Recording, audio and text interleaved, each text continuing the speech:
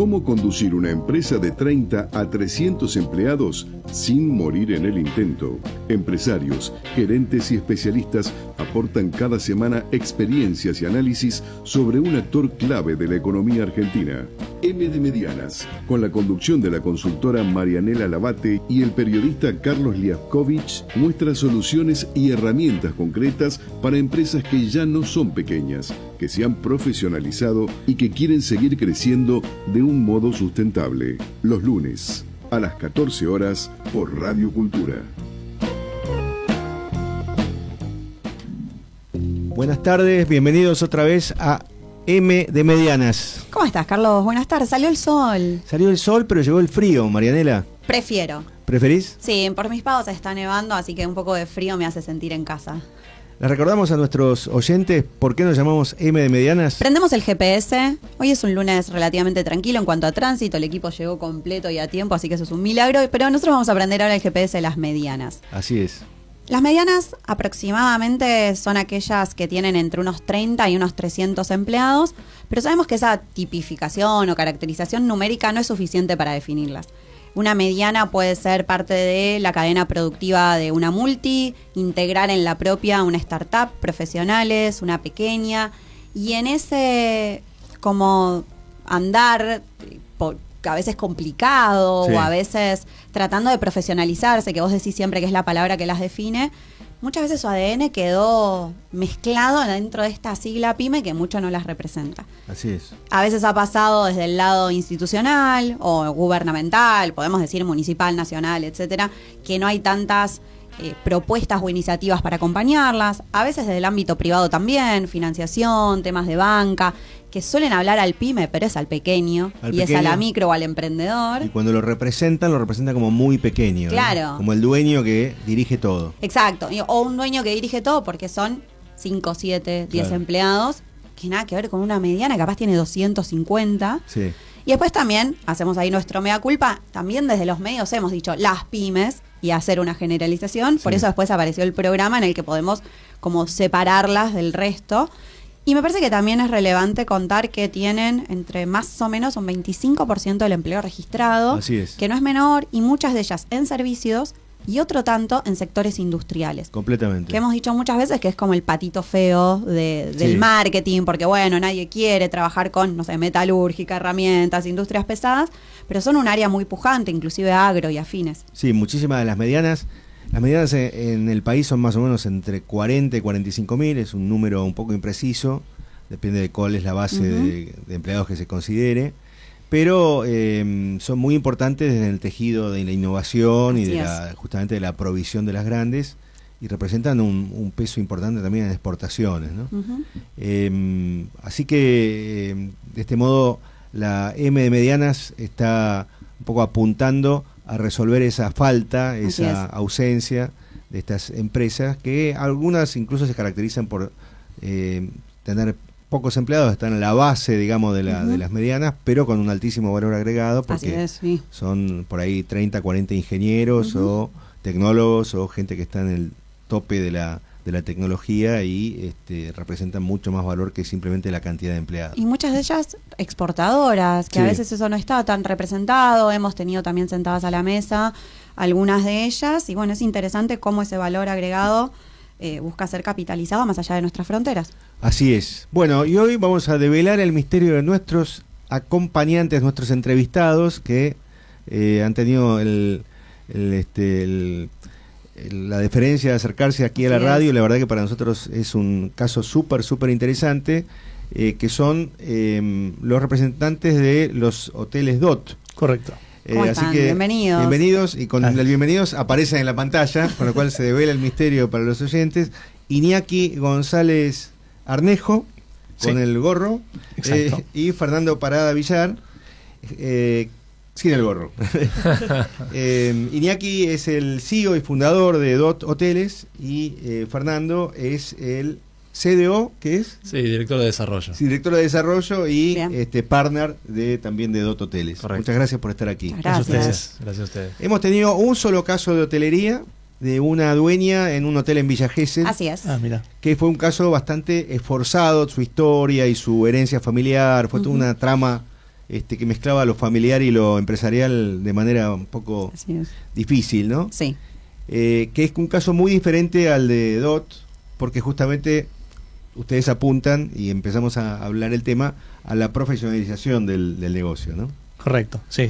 Nosotros nos dedicamos a profesionalizar hoteles medianos y pequeños. ¿Cómo arrancaron? Que siempre fluye cuando uno empieza a contar la historia.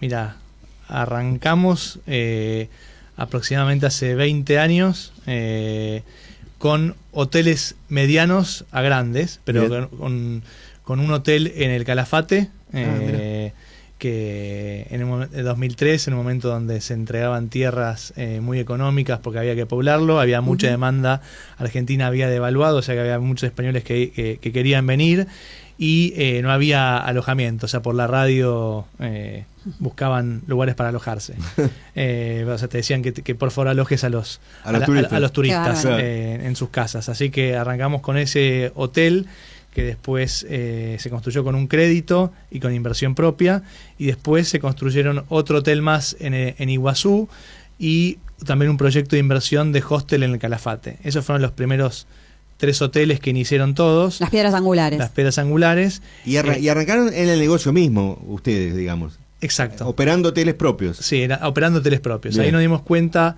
de que en promedio nos iba mejor que el resto, tanto en la gestión, en la ocupación. Nuestro rol siempre fue, bueno, Fer es ingeniero, yo soy contador y licenciado en administración, y otro socio que también tenemos, que es también era profesor conmigo de la facultad. Por lo tanto, veíamos las cosas de una forma distinta, no con una óptica hotelera, sino con una óptica de negocios, que eso es una crítica que nosotros siempre le hacemos a las escuelas de hotelería, que te enseñan mucho a dar un servicio, pero no tanto a tener un negocio. Claro. Y ahí dijimos, ¿por qué no empezamos a hacerlo con otros hoteles más? Y empezamos a ofrecer servicios de lo que en Estados Unidos se llama Management Company, que es alguien que tiene un hotel y te contrata para vos manejárselo. Bien. Que es raro, porque le tenés que tomar la cuenta bancaria, le tenés que manejar los empleados, le tenés que contratar y despedir gente y gestionar su hotel, que es raro cuando uno es un hotel para un dueño de su propia casa. Están contando un caso de una persona de la de Villa Gesell que habían tenido, que ve su hotel como algo muy propio, muy propio y como una herencia y como una carga, digamos. No sabía hasta bien ni cómo definir lo que tenía. Negocio, habló muy poco de la palabra negocio, ¿no? Claro. Sí. Es una carga pues 24/7. Claro. Entonces ahí nosotros le manejamos el hotel a un tercero, que por lo general en Latinoamérica son familias, son pymes, que son empresas familiares, los hoteles con un activo muy importante. Y después también empezamos a alquilar propiedades, es decir, y también empezamos a juntar inversores para comprar propiedades, remodelarlas y armarlas.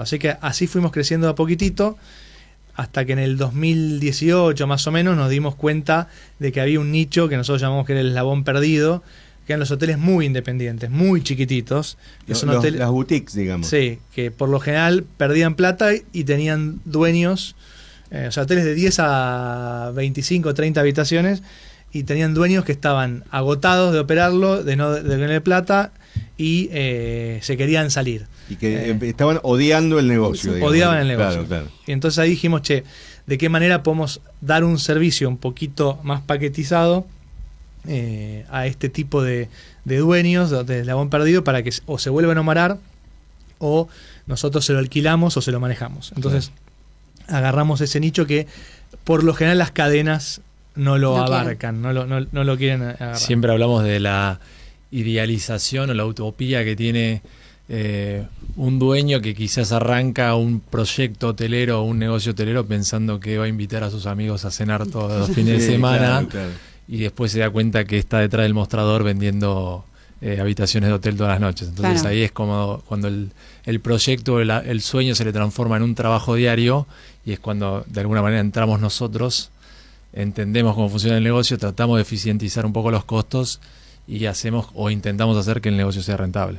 Claro. Recién, y antes de seguir avanzando, ustedes dijeron, o vos, Iñaki, pequeño hasta 20, 25 habitaciones, mediano y grande, ¿cuántas más o cuántas serían? Y mira, por lo general yo te lo clasifico, pequeño es hasta 20 habitaciones, de 20 a 40 para mí es mediano, Sí, 20, 50. Y arriba de 50 para mí ya es un hotel que tiene escala. El hotel en general, que es una de las industrias que más emplea gente por dólar invertido, a diferencia del petróleo, de un montón más, genera mucho empleo. El problema que tiene es que es un negocio de altos costos fijos y bajos costos variables. Por lo tanto, hay un circo armado que da lo mismo si lo tenés armado para 10, 20, 30, 40 o 60. De hecho, entre un hotel entre 20 habitaciones y entre 60 es el triple de grande, pero tiene por ahí 2 mucamas más. Pero el circo está armado igual. Tenés gerente, recepcionista, etcétera. Tenés pocos costos variables. Por lo tanto, si uno no lo tiene muy bien en claro, se puede pegar un palo rápido si no lo administra bien. Entonces, administrar la baja escala es importante. O sea, nuestro expertise es cómo hacer que un hotel pequeño administrar muy bien los recursos humanos y no humanos para que eso sea eficiente. Y bueno, aprovecho porque justo decías esto, que quizás hay un salto pequeño entre ese circo armado que suma. ¿Ustedes también ayudan a esos hoteles eventualmente cuando se enamoran o la persona los cede, también a que crezcan habitaciones o a que crezca o dejar esas habitaciones y crecer en calidad o penetrar en alguna otra área? Te respondo ahí esa, y es que por lo general nosotros agarramos el hotel con el muerto está ahí o hay que reanimarlo, o sea, el dueño ya está cansado. O sea, por lo general está más cerca de tirar la toalla. Lo cual es una oportunidad, porque nos da la posibilidad de que, Fer les puede contar un poco, pero de hecho estamos con 3 proyectos ahora donde el dueño o no tiene más la plata, o está cansado, o no confía más en el proyecto, y nosotros ahí entramos y o lo mejoramos en términos edilicio, lo cual hace que la tarifa hasta en muchos casos se pueda llegar a duplicar la tarifa del hotel, o al mismo tiempo también le agregás cantidad de habitaciones o le agregás escala para que sea más rentable. No siempre se puede, en lugares más amplios donde hay terreno sí, en capital no. Claro. El famoso P por Q para nosotros es tarifa por ocupación. Tarifa por ocupación nos da el revenue total que va a tener el hotel en el mes. Si el Q, porque es la cantidad de habitaciones, es pequeño, por ahí me pongo medio tecnicista, pero si el Q es pequeño, tenés que elevar mucho la tarifa para poder suplir ese revenue, esa facturación que tenés que hacer en el mes.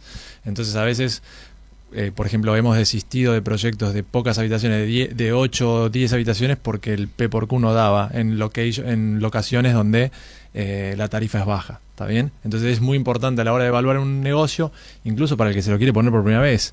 Mucha gente cobra una indemnización, no sé, de X cantidad de dinero, y dice, me voy a poner un hotel en Villa Langostura porque me encanta la plaza, siempre me gustó la Patagonia. Y después se encuentra con este dolor de cabeza que hablábamos recién, ¿no? Entonces se pone un hotel pensando que voy a poner 8 habitaciones a muy alta tarifa, y después la tarifa esa no se traslada al mercado y el tipo se encuentra con un dolor de cabeza.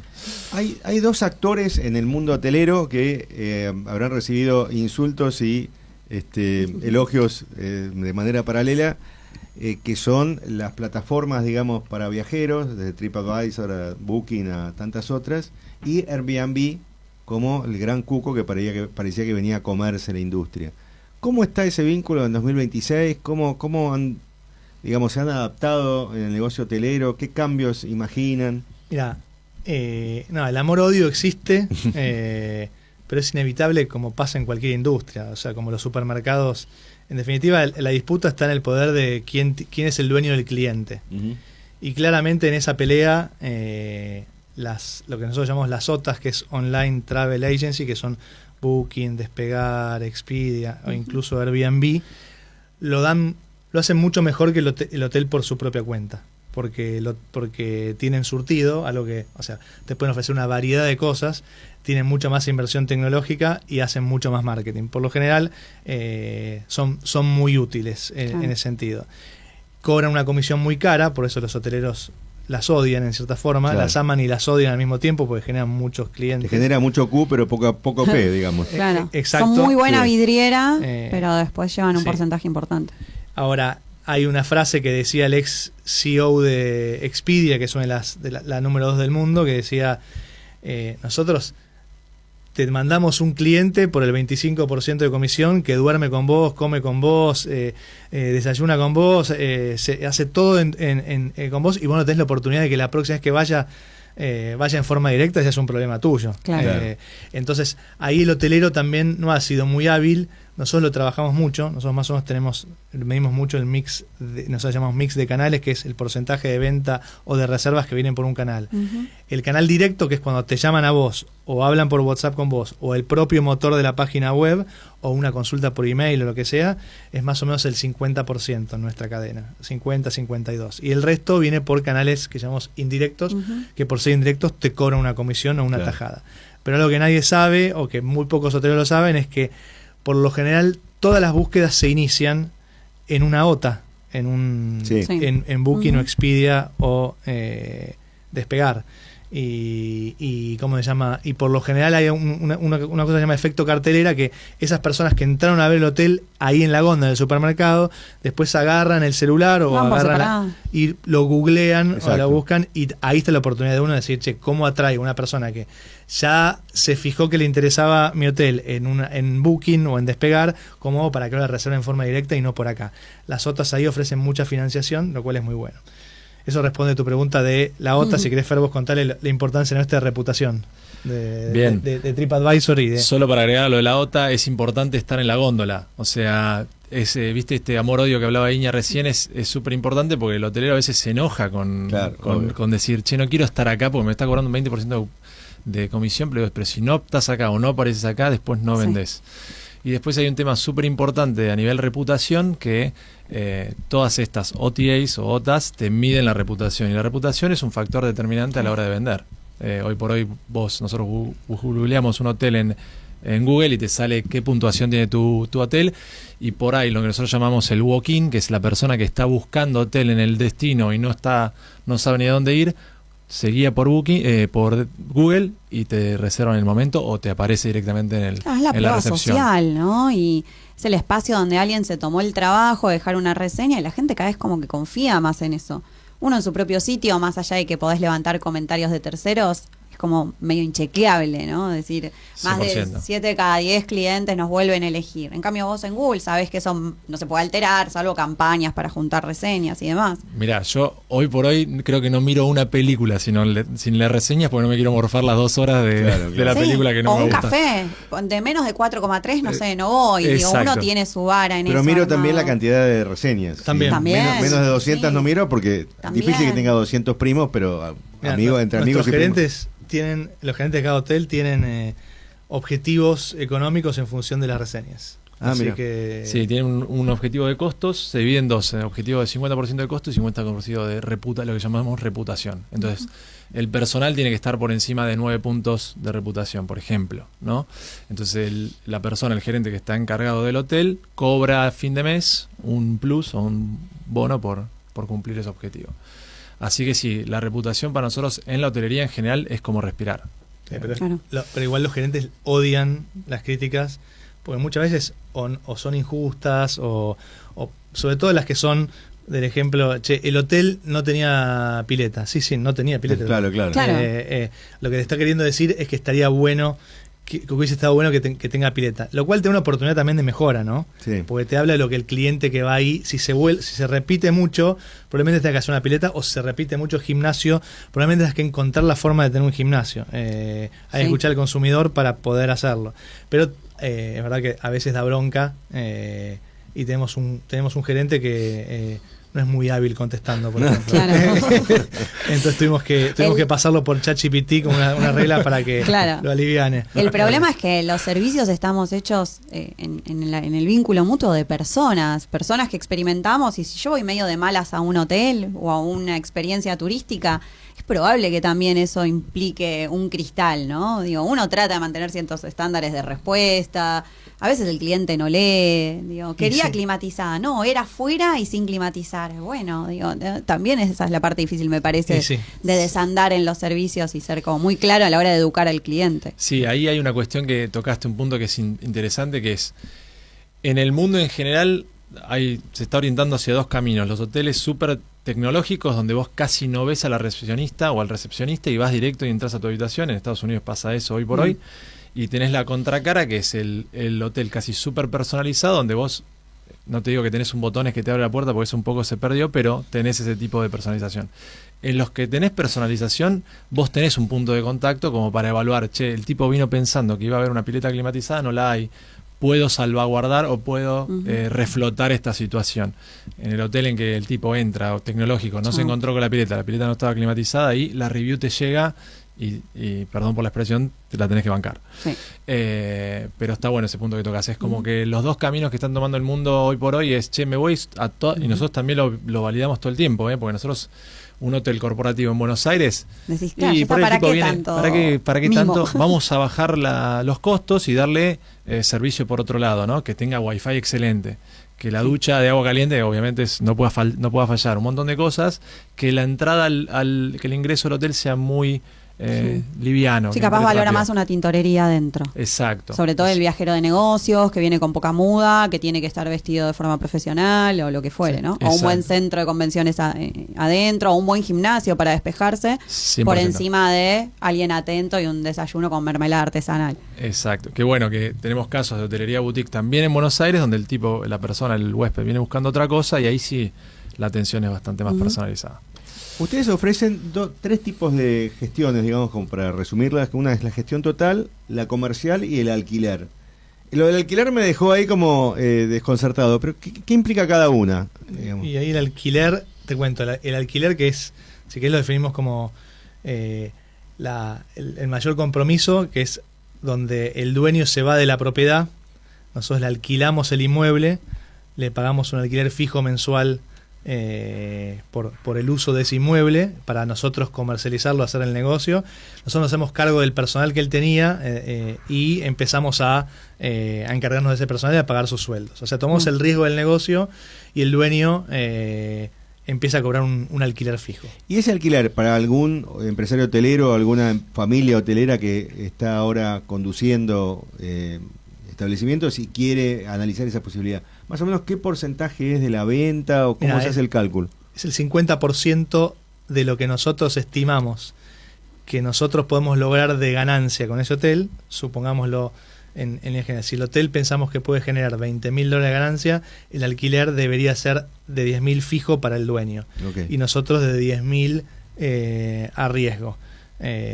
Eso se puede ir, lo que él lo tiene fijo, nosotros lo tenemos en forma a riesgo o variable. Pero eso es más o menos el esquema que nosotros hacemos. Por eso depende mucho de la evaluación inicial del hotel que hacemos antes de tomarlo. Y también tiene que ver mucho que ver con la historia que venía acarreando el dueño, por ejemplo. Con la reputación, digamos. Y, por ejemplo, si el dueño le iba muy bien, pero estaba cansado de operar, el dueño por lo general tiene la expectativa de seguir ganando lo mismo sin ocuparse, lo cual no existe en ningún lugar del mundo. Claro. Eso, es decir, che, te lo alquilo, pero me quiero llevar los mismos 20 que yo me llevaba. Claro. No, ahora te estás llevando 10, pues esos 10 van para nosotros, que nos podemos hacer el riesgo del negocio. Si al dueño le iba mal, por ejemplo, supongamos que perdía 5, pagarle 10 son 15 arriba de lo que él venía. Se retira contento. Encima estaba cansado y enojado, te lo entrega con un moño. Entonces depende mucho de eso, pero esa es más o menos la regla que tenemos con respecto al plan de alquiler.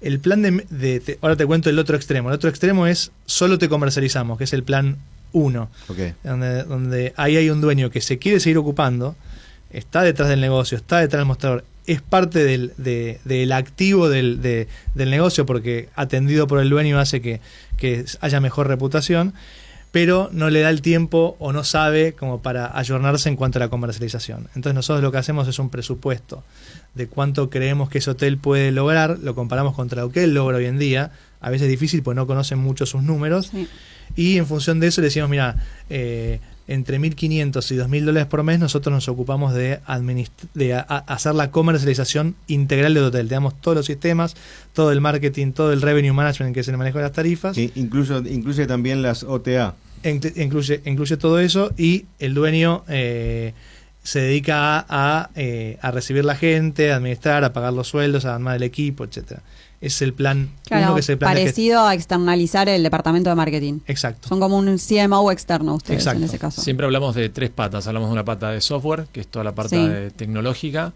la pata de marketing, y hay una tercera pata que es súper importante en hotelería, que la ven mucho las aerolíneas, que es revenue management. Es Bien. cómo pongo la tarifa correcta en el momento correcto, en función de una demanda. Entonces, cómo maximizo los ingresos del hotelero en todo momento, ¿no? Sí, sobre todo en una industria que más allá de que en ciertas ciudades o lugares muy puntuales va rompiendo la estacionalidad, sigue teniendo muy marcada. Sí. Indistintamente de donde estés, ¿no? Pero decimos, no sé, Bariloche, Mendoza, Patagonia, decís, bueno, fuerte invierno y ahora de vuelta al verano. Digo, ahí debe ser difícil llegar con la oferta correcta, el valor correcto en el momento indicado. Y mira, es difícil justo por lo que decís vos, porque vos primero tenés una capacidad fija. Tenés, no sé, suponete 20 habitaciones para vender. No es como el helado que decís, che, es que ajusto la producción y produzco 40 en verano y 10 en invierno y me ajusto a la demanda en función de eso. Acá tenés siempre 20, que esas 20 seguramente hubiese tenido más demanda para enero, febrero, pero después en mayo y en junio las tenés solamente se te ocupan 10.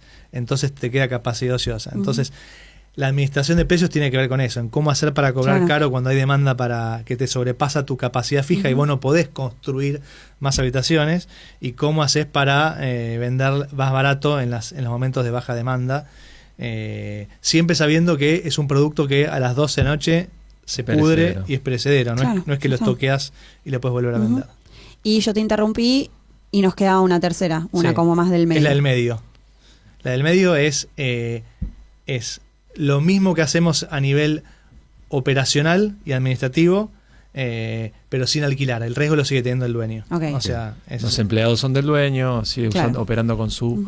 Y te agrego una cuarta, que es la fabricar el hotel. O sea, buscar los inversores, comprar el terreno, armar el hotel de cero. Que esa es como, si querés, la de más largo plazo, que puede llevar entre 3 y 4 años, ¿no? Bien. Y esa última es para plazas que están desarrollándose, es decir, lugares que en general no cuentan con suficiente No necesariamente. Contá la de Miami, el hotel en Miami. No. Ahí hay de todo, digamos. Por lo general tratamos de buscar plazas que estén consolidadas. Por ejemplo, ahora estamos analizando un hotel en Iguazú y acabamos de juntar inversores para hacer un hotel en Miami que ya abrió. Abrió en abril de este año. ¿Y ahí qué buscan? Un buen momento, perdón, premundial, fue un buen momento igual para... sé que no fue tan bueno el mundial,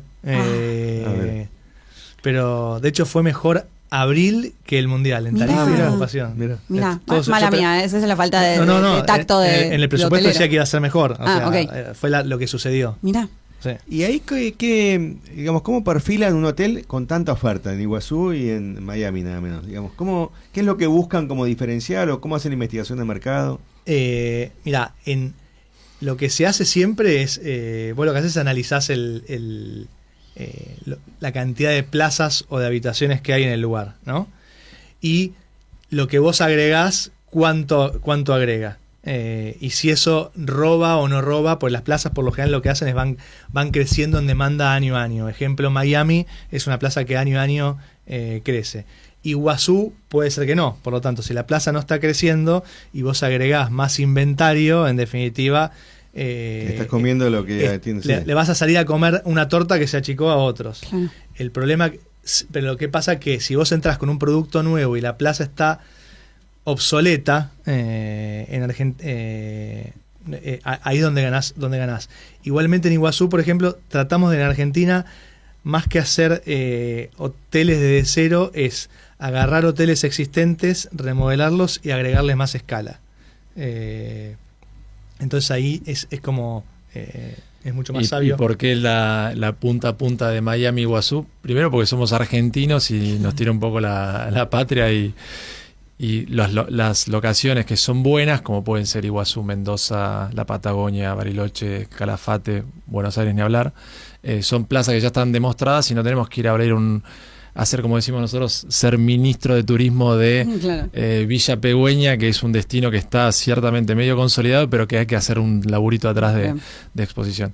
Entonces ahí lo que nos tira la pata más argentina. Después en Miami abrimos dos hoteles en Roma. Son plazas recontra consolidadas, donde quizás el negocio es más a largo plazo, pero sabemos que no tiene las vicisitudes que puede llegar a tener un mercado argentino, ¿no? Perfecto. Bien.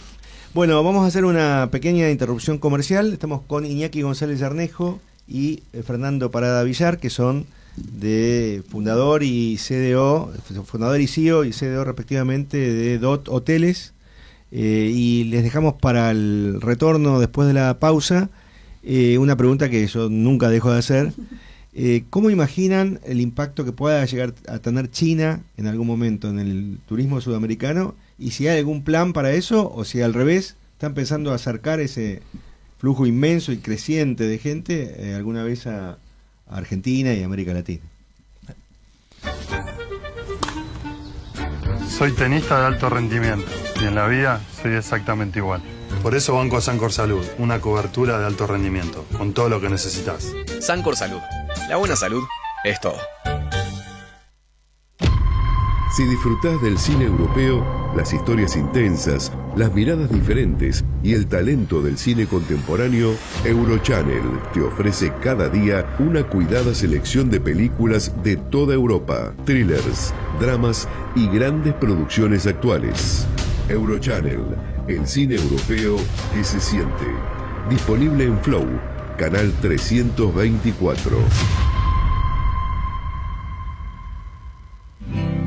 Todos los martes, Fernando Estrada te acompaña en un recorrido por los valores del campo. Martes, 19 horas, por Radio Cultura. Radio Cultura Podcast. Seguinos en redes sociales, @radiocultura.ba. Bueno, entonces retornamos acá con Iñaki y Fernando de DOT Hoteles. Bueno, la pregunta está sobre la mesa. ¿Qué pasaría si de repente en Sudamérica vienen 100 millones de chinos? ¿Qué se hace con eso? Digo, ¿hay alguna o suena demasiado futurista, demasiado... Primero nos colonizan. Sería genial, la verdad.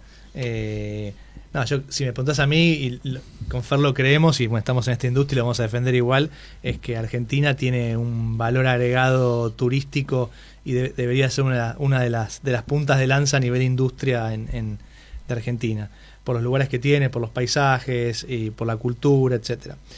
El problema con China es la de la visa. Claro, o sea, es un problema político-administrativo, digamos. Claro. Sí, que los chinos es una traba que no la tienen en otros lados.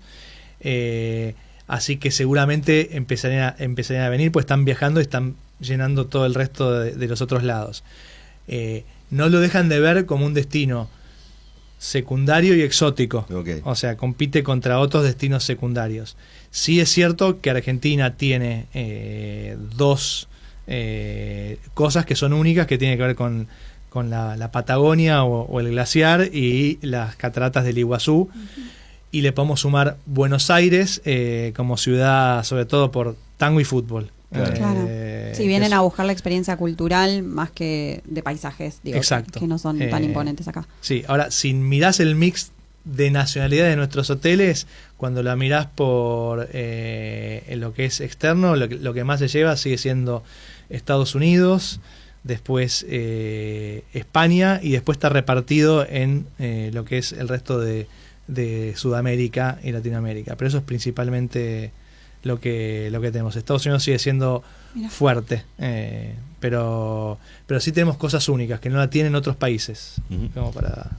Sí, y convengamos que siempre decimos lo mismo, ¿no? Argentina a nivel hub mundial o a nivel ubicación en el mundo estamos lejos. Sí. O sea, de Estados Unidos, entre tomarse un avión a México, que es otra cosa, nada que ver, son 2 horas, y venirse acá son 10 horas, 12 horas de vuelo. Entonces, incluso si se tienen que ir al Calafate, no llegan a Buenos Aires y tienen 3 horas más de vuelo. Entonces, hay que hacer una fuerza desde acá, desde turismo, para empujar un poquito a Argentina como marca país. Si bien yo creo que Argentina está como tendencia en el mundo últimamente, ¿no? Sí, se habla mucho, se está hablando muy mucho, de moda para lo bueno y para lo malo. Sí. Sí. Así que en ese sentido estaría bueno que desde turismo hacer fuerzas por esa marca país. Sí, o cuando viene el europeo que está acostumbrado que en 2 horas o 3 de vuelo estás en otro país. Acá seguís en Argentina con 2 horas y media de vuelo. Planear un viaje a Argentina y recorrer cataratas, el glaciar, Mendoza y no sé, Jujuy, es un viaje de capaz 2 semanas. No es Correcto. lo mismo que uno hace el Euroviaje censurado y recorre en una semana 3 países. Claro, exacto. Eso para ellos también implica para algunos un desgaste. Nuestra conectividad no siempre es tan perfecta o a priori tan ordenada. Sí, y otro tema es que hoy está visto como caro O sea, cuando se compara contra otros destinos secundarios exóticos, Claro. que por ejemplo Claro. puede ser Tailandia, Claro. que le queda más cerca, ¿no? Un europeo cuando compara Argentina, por lo general te lo compara contra el sudeste asiático. O Mirá. sea, y siempre se ve Argentina o Sudamérica, pues muchas veces se combinan los dos viajes, ¿no? Ujú. O sea, no solamente como un destino natural. O sea, la gente lo asocia con el verde en Bien. los... Mira. Sí. Sí, y eso sí es cierto, no, iba a agregar eso mismo. Está bien. Yo tengo una pregunta que tiene que ver con quizás la mirada miope de, a ver, yo soy de Bariloche y a veces estamos muy acostumbrados a el techo a dos aguas, la madera, generar como eso. Ustedes en este acompañamiento, a veces para escalar, necesitan estandarizar, digo, ¿cómo se preserva la identidad propia, la experiencia con la calidez, con quizás tener que, no sé, salir a arreglar un hotel, porque algunos no siempre están en súper buenas condiciones, o he visto algunos evolucionar positivamente. El otro verano estuve en el Muelle, por ejemplo, y me pareció una súper experiencia. Digo, ¿cómo se negocia eso entre calidez, optimizar, el pez por culo, la capacidad y demás? Está buenísima la pregunta que haces porque con Iña tenemos siempre esta discusión de me voy a la Patagonia y quiero la casita de Heidi, La cabaña. la cabaña de Heidi y la casita patagónica El ciervo, típica. que no es autóctono, pero imaginamos el ciervo y el bosque de Arrayanes. Exactamente, entonces es como hay una puja interna siempre. Sí. Nosotros, yo peleo más por lo moderno y él pelea más, le gusta más lo tradicional, y a veces lo tradicional es muy mal mantenido porque pasa mucho Sí, eso eso también. es un problema. Le pasaron 20 años, tuvo mucha obsolescencia, los baños están viejos y a vos primera impresión que te da es todo bien con la casita de Heidi, pero estoy llegando a un lugar que no me gusta. Sí, No, claro. perfecto. Versus algo súper moderno que no tiene nada de este techo a dos aguas del cual hablas y perdió la esencia de Bambi y el ciervo y demás, pero estoy en un lugar moderno. Perfecto. Entonces, ahí lo que tratamos de hacer muchas veces es, sobre todo cuando agarramos propiedades que están en este estado, que el dueño está agotado, que hace mucho tiempo que no le hace mantenimiento y demás, es hacer una combinación de las dos cosas. Si el baño es un baño que está obsoleto y quedó viejo, renovamos el baño, pero dejamos el resto muy bien mantenido, pero con esta cuestión de la casita de Heidi, como le decimos nosotros, que un poco el europeo viene buscando eso, porque nos pasa mucho, por ejemplo, en el Calafate, que está lleno, vos vas en el avión de Buenos Aires a Calafate y nadie habla español, Claro. o si hablan español son de España. Entonces, esa persona va buscando la casita tradicional de la Patagonia y no la cabaña moderna que puede llegar a tener en una montaña en Suiza. Ujú. ¿Está bien? Entonces, está dispuesto a bajar un cierto estándar de Bien. calidad para percibir realmente lo que es el movimiento autóctono. Entonces, está bueno lo que decís, porque nosotros tenemos esa lucha interna de decir, che, ¿hasta dónde modernizamos y hasta dónde no? Sí, o a veces se moderniza un espacio común o un espacio, no sé, o de conferencias o un sector medio entre lo nórdico y acogedor, pero con una decoración así, la habitación Claro. queda un poco más como que te abraza, ¿no? Esta calidez y bueno, si ves la nieve mejor y todo eso. Exacto. Es clave lo que dice Fer, que es clave no es lo que te gusta a vos, Ujú. es lo que le va a gustar al cliente que va a venir. Tal cual. Y por lo general, sí, tenemos esa lucha interna siempre, él va más lo moderno, pero tratamos de respetar la identidad del hotel o la hostería, pero lo que pasa es que hay una delgada línea entre algo vintage y algo viejo. Sí. Claro, O sea, lógico, sí, sí. Entonces es como que hay que respetar la identidad, pero Bien. tiene que estar bueno. Perfecto. Y hay cosas que se notan mucho, como dice Fer, los baños. El baño. ¿Cuántos baños estás renovando ahora? Ahora estamos renovando 19 baños. Yo me llevo las obras muchas veces. Claro, te toca la parte de pelear con... Y con el también diseño. este tema, ¿no? De a veces estás en el Calafate, no tenés proveedores de nada, estás lidiando con eso también es Argentina, ¿no? Claro, sí, claro. tal cual. Y de la mediana empresa que hablamos recién Sí. al principio. Bueno, referido a eso, mi siguiente pregunta iba un poco a la cadena de valor turística, porque ustedes cuando analizan una posibilidad de tomar la gestión total o alquilar un establecimiento, un hotel, miran, por supuesto, el hotel, los números, pero también supongo que miran el antes y el después, de cómo llega, cómo es el aeropuerto, cómo son los servicios turísticos, es decir, ¿eso cómo entra en el paquete total cuando analizan una posibilidad? Mira, no lo que analizamos mucho es el destino en sí. Ujú. Nunca vamos a ir en contra o a ser patriotas del destino. ¿Ves? Que lo decía Fer antes. ¿Qué quiere decir esto? Es posicionar un destino o un lugar turístico lleva mucho tiempo. Y los excede, obviamente. Y no es un rol que desde siendo hotelero vos puedas atraer la gente, porque la gente no va por el hotel, va por el destino. El hotel es un lugar donde la gente va a dormir porque tuvo que ir a ese lugar que quiere ir a visitar. Entonces, lo miramos mucho para comprender cuál es la estadía promedio, por qué la gente va, etcétera. Pero nunca desde un hotel vos vas a poder hacer eso, salvo que seas un hotel grande y que te transformes en un hotel como destino en sí mismo. Claro. Por ejemplo, el ejemplo que doy es Sofitel Cardales. La gente no va a ese hotel porque va a Cardales y ve dónde dormir. Va a ese hotel. Claro, para cortar la semana, Claro. para hacer un día de spa. Pero eso requiere excursión. tiempo y marketing. Claro. Ya que está decir Wyndham Nordelta, que Sí, es sí, sí. nuestro por lo menos. Claro. Eh, Pero bueno, son destinos al que, como vos decís, bueno, justo la palabra destino no, te importa el hotel, las amenities, el servicio o de spa. Vos vas al hotel, ni siquiera vas al destino. ¿Dónde- Porque no vas a visitar ¿Dónde el quedaba el entorno. hotel donde fuiste? Quedaba en Cardales, suponete. Claro, pero no salís a hacer una visita guiada por Cardales. Exacto. Entonces ahí es donde nos fijamos mucho en eso, sobre todo para entender la estadía promedio, cuánto la gente gasta. Por ejemplo, en Calafate tenés excursiones que van, no sé, $500 en mini trekking, por ejemplo. Sí. Entonces las tarifas hoteleras permiten acompañar pues, que sean más altas. En Iguazú, todo mucho más barato. Estadías más cortas, más vuelos. O sea, hay que entender el destino y nunca, o es muy difícil, posicionarte como destino. Villa Pegüeña, tenemos vuelvo a mencionar Villa Pegüeña, que es hermoso, se los recomiendo Sí. a todos los que quieran ir a visitarlo.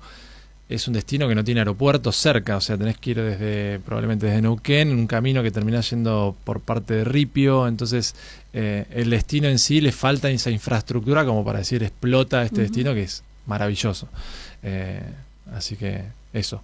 Bueno, a veces dicen que no se quiere terminar de allanar todo el camino para que no explote ciertos Claro. lugares.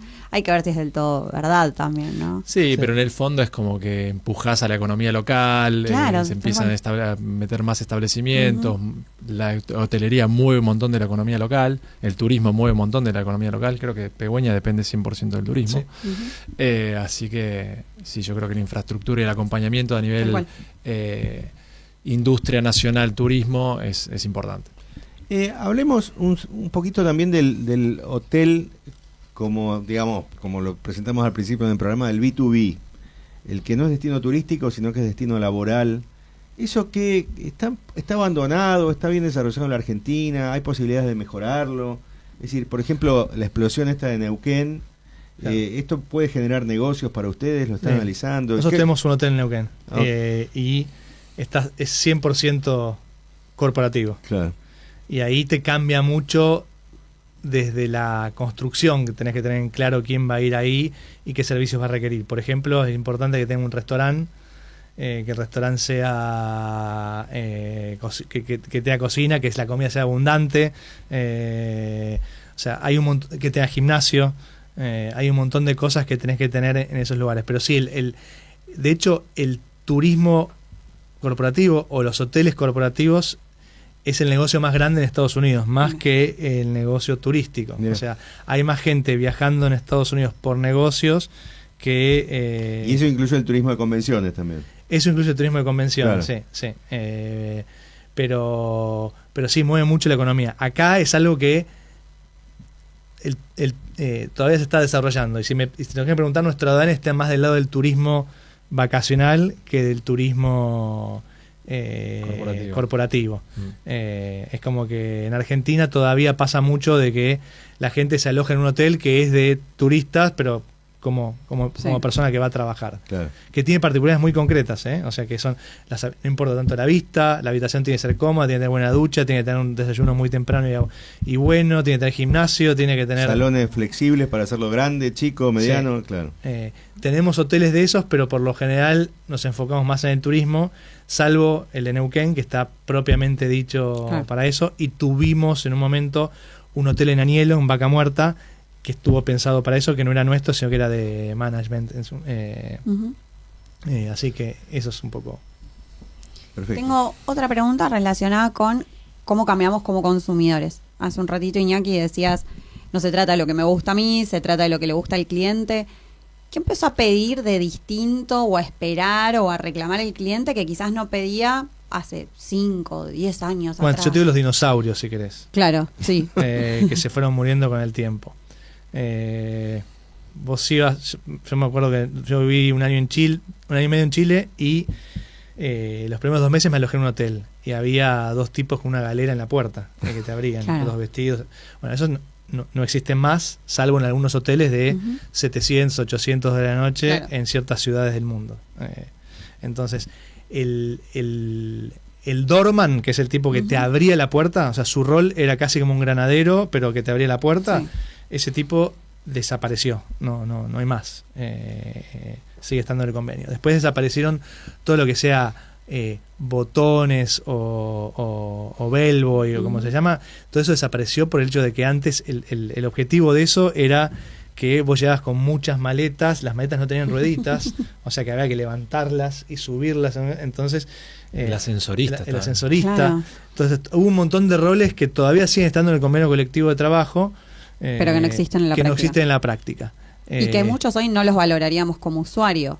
Entre una carrión, una valija con rueditas, digo, uno se va olvidando que existieron Exacto. esos roles. Claro, y hoy el Wi-Fi, como hablábamos antes, es un pasa no pasa. Hace 10 años quizás era un nice to have, ¿no? Era como, Sí. me Claro. gustaría tener el Wi-Fi, pero hoy si no tengo Wi-Fi no voy a ese hotel. Sí, Pero no, Wi-Fi es Clave. casi como el agua, Sí. y todo eso hizo que haya como una especie de revolución, porque en un país un poco sindicalizado, si querés, como es Argentina, tenés un problema de que la gente estaba muy tabulada. O sea, yo soy recepcionista, o sea, este es mi sector de confort, se cae un papel allá, y Claro. eso no es recepción, eso es bellboy o es Limpieza. limpieza. Claro.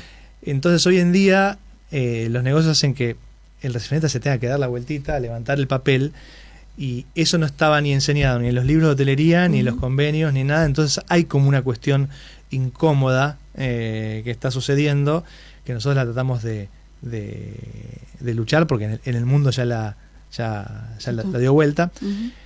Y el último cambio, si querés, que hay es mucho check-in online, que es lo que contaba Fer. O sea, vos hay mucha comunicación por WhatsApp, y que vos haces tu propio check-in y acceso a tu habitación. Tiene que estar muy bien armado, pues si está un poquito mal armado, o sea, Se cae. se cae, exacto. Respecto del personal, ¿cuáles son las digamos, las habilidades que ustedes buscan para tomar personal? ¿Esto depende del destino? ¿Depende del cómo es el estándar, digamos, que establecen? Mira, depende del destino, que es difícil, y te diría que una de las problemáticas que hay es esta del multitasking, que tenemos esa problemática. Los buenos, Fer, si querés contarle un caso de un gerente que tenemos, muchos no vienen de la hotelería. O sea, si me preguntás a mí, yo estoy un poco, no sé si enojado o en contra de las carreras hoteleras, porque están muy enfocadas a un servicio de hotel 5 o 6 estrellas que sacan al mercado alumnos y futuros trabajadores que después no se encuentran con la realidad esa en Argentina. O sea, porque acá en Capital, en Buenos Aires, hay 5 estrellas, hay 7. O sea, después el resto, cuando vos miras la economía, son todas pymes de hoteles 4 y 3 estrellas Claro. en Argentina. Entonces, La oferta no está adecuada a lo que es la... la oferta no está adecuada, Claro. y el que estudió se encuentra en una realidad distinta a lo que estudió. Es Claro. como que tiene que rotar por varios sectores, Eh. que no va a estar toda la parte como, no me va a salir ahora el ceremonial y el protocolo que quizás hay en un 5 estrellas o similar. Claro, un check-in, por empezar, si vas a ir a un lugar a trabajar de host, a un lugar que casi el check-in online, no hay protocolo de check-in. Claro, no hay nada. O sea, Claro, claro. entonces, ahí, Fer, si querés contar el caso, tenemos o sea, el multitasking o el todoterreno es el perfil que buscamos hoy en día en nuestros hoteles. Eso iba a decir, hoy creo que no solo en la industria hotelera, sino que en todas las industrias hoy se valora mucho el tipo que hace como le llamamos, el extra mile, ¿no? El que está dispuesto a hacer un poco más y no se le caen los anillos por tener que embarrarse. Y tenemos el caso emblemático de un gerente de hotel en Mendoza, en Valle de Uco, que el otro día faltó la mucama y se puso a hacer las habitaciones, y en ningún momento se quejó, y es un tipo que nosotros lo valoramos y lo tenemos estandarizado como allá arriba, como decimos, che, queremos seguir el modelo de este pibe, que a veces es muy difícil de replicar, ¿no? Porque tenés el gerente que viene de la escuela hotelera tradicional que le cuesta, o sea, amalgamarse. Y hoy en un mundo, en un contexto donde los costos pesan muchísimo, donde casi el 50% de los costos de un hotel pegan en recursos humanos, tenés que tener muy bien aceitado que esas figuritas que pones en el hotel, porque tienen que ser un poco lo que decía él, ¿no? Un poco multitasking y a saber adaptarse a los momentos. La realidad es que en una recepción de un hotel, a la mañana vos tenés los checkouts, y que por ahí es un poquito más ajetreado hasta el mediodía, pero después el tiempo es bastante más suelto. Entonces, esa persona, como nosotros tenemos una gestión de staff dentro de DOT, que manejamos todas las reservas, la comercialización, el recepcionista no le queda trabajo por hacer a nivel emisión de facturas y demás. Entonces tiene cierta capacidad ociosa para hacer otras cosas. Entonces hoy estamos tratando de romper ese manual de hotelería tradicional para decir, claro, che, ¿por qué no empleamos a estas personas en otras cosas? Un ejemplo de eso que está bueno, para hacer una idea, nosotros tenemos un socio que fue gerente de un hotel 5 estrellas acá de Buenos Aires, y que tiene 800 habitaciones. Y el recepcionista, ahí sí era el libro de recepcionista, solamente de recepcionista, y tenés cola como en la aerolínea. Claro. O sea, y hacía check-in, y después check-out. Y ahí es donde decís, che, pará, el libro está pensado para ese. Ahora, ese mismo libro en el hotel de Villa Langostura, tenés a un recepcionista viendo YouTube hoy todo el tiempo, o por lo menos 4 horas. ¿Qué pasa? O sea, vos y no por culpa de él, por culpa de que está. Entonces, si vos no decís, che, date la vuelta para agarrar el papel, porque también es parte de tu laburo, y ayudás en otra cosa, que es hospitalidad, porque en definitiva, claro, hospitalidad es servir al huésped, y es parte de que ayudémoslo en todo, como si viniese a mi casa. O sea, entonces ahí es donde tenemos más trabas, pero estamos dando esa batalla. Tenemos buenos empleados. Sí, tenemos buenos empleados. Sí. Lo saco un segundo de la gestión y del negocio en sí para ver un mito que circula, que probablemente haya sido tema de conversación o de preguntas para ustedes, que es el tema de usar a la hotelería para lavar activos. ¿Esto existe? ¿Esto cómo funciona? ¿Está generalizado? ¿Es algo puntual? En nuestra industria no, porque al ser hoteles tan pequeños, este famoso Q pequeño no me da la escala. Si yo no soy eficiente y busco hacer algún negocio paralelo secundario, se nota en 2 minutos. No es que tengo potestad de decir, che, mañana no tengo huéspedes y compro medialunas, igual como sucedió en algún momento, y te medían por la cantidad de medialunas para ver si estaba lleno o si estaba vacío. Nosotros no tenemos esa oportunidad. Quizás en un hotel de mayor escala... No. ¿Es algo habitual, digamos, en otra...? Yo creo que antes sí. Antes sí, ok. Ahora está cada vez más complicado porque vos antes era un lugar donde se pagaba en efectivo. Y eran muchas transacciones, son muchas habitaciones. Por lo tanto, la famosa lavado es porque eran lavanderías que era por pago en efectivo. La realidad que hoy en día... es completamente irrazonable eso. Es casi imposible porque el que elige cómo pagarte, elige pagarte por un medio... un medio electrónico. Entonces, por empezar, hay mucho, pero mucho más blanco en la industria de lo que antes había. Claro. Y sería raro que un hotel de 200 habitaciones todo el mundo te pague en efectivo. Claro, claro. Entonces ahí es donde apareció esto. Uy, mirá, que es todo esto que estaba acá. Pero viene bien esto para desterrar mitos que circulan y que siempre aparecen y que, bueno, explicarlo racionalmente y decir, claro, igual se puede hacer porque si lo haces bien se podría hacer. Claro. Pero claramente... No se me ocurre como en hoteles pequeños. Tenés que declarar más venta de generar huéspedes ficticios, no resiste auditoría. Claro, no resiste auditoría, y Arca tampoco se chupa el dedo, digamos, y te va... Hoy está muy controlado todo. Está muy controlado, claro. O sea, yo creo que los casos que han sucedido en Argentina tienen que haber sucedido más por omisiones de los entes de control que por la práctica que esté bien hecha. Sí. Perfecto. Bien, y como para cerrar, ¿qué consejo le darían a alguien que tiene un hotel y que quiere empezar a analizar alternativas? ¿Qué debería mejorar? ¿Qué debería mirar Yo, Fer, le diría uno que haga un análisis, por lo menos un Excel o una servilleta con algunos números, pues muchas decisiones se toman porque me gusta o porque yo viajé. Sí. De forma caprichosa. Por lo general, el que tiene un hotel es un activo entre 500.000 y depende del tamaño del hotel, ¿no? Pero y 3 millones de dólares. O sea que es alguien que tiene dinero. Y si tiene un hotel, tiene seguramente una casa, auto. Por lo general pone un hotel el que ya tiene una industria de algo o es dueño de algo. Bien. Entonces pasa mucho de que me voy a ir en un negocio y me voy a poner con mi familia porque me gusta, me voy de vacaciones, un hotel en tal lado. Arrancan las pesadillas. O sea que y lo maneja mi hija que está estudiando o mi hijo que está estudiando o no, nosotros decimos el primo que maneja las redes primo, sociales. Yo le digo el sobrinity manager. El sobrinity manager, sí. El sobrinity manager, me gusta. Que te maneja las redes y que te hace todo y ya que está como estudió, o sea, y te encontrás con un negocio. Claro. Entonces primero que haga un análisis de lo que eso va a hacer. Y después que vea bien la escala, yo le diría. Que vea bien la escala, que pelee mucho hoy. Si tenés un hotel funcionando, pelea mucho por la reputación, porque la reputación es lo que te posiciona en las OTAs, en las góndolas, es lo que te hace vender. Y después a nivel mantenimiento, que es lo que lucho casi yo todos los días, es tener el hotel bien mantenido, porque es tu carta de presentación en el hotel.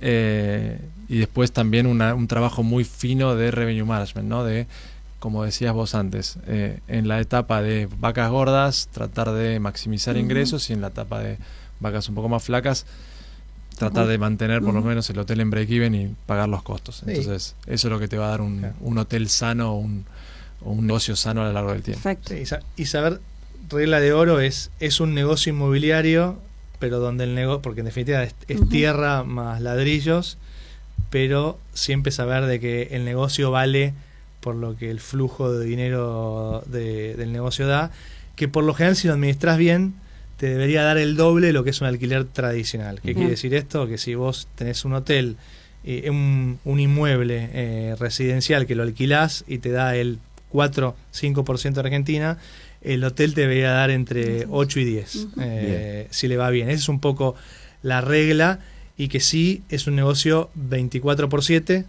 y que es muy difícil salir. Bien. O sea, no hay tanta compra-venta de hoteles como si hay compra-venta de departamentos en Caballito, en Recoleta, en Barrio Norte, etcétera. Vos lo publicás, son 2 ambientes, se vende. Un hotel no lo vendes tan rápido. Bien, es alta la barrera de salida de la industria. Buenísimos estos últimos 2 datos porque ubican en el mapa rápidamente en cuanto a ingreso y en cuanto a entrada y salida del negocio. Y sí. Bien, una lección hemos tenido. Me encantó. Marianela. Y a vos con números, que te encanta más que a mí todavía. Con números, y espero que algunos oyentes también. Obvio. Bien, Iñaki González Arnejo y Fernando Parada Villar de DOT Hoteles, muchas gracias por haber estado en M de Medianas. Gracias a ustedes. Y pueden escucharnos después. Así es, los miércoles de vuelta a las 23, y si no en @MDMedianas, y también en las redes sociales y plataformas digitales de la radio. Muchas gracias, Leonardo Justi, por la operación técnica, como siempre, y el lunes que viene No importa que sea feriado, acá vamos a estar. vamos a estar. Gracias.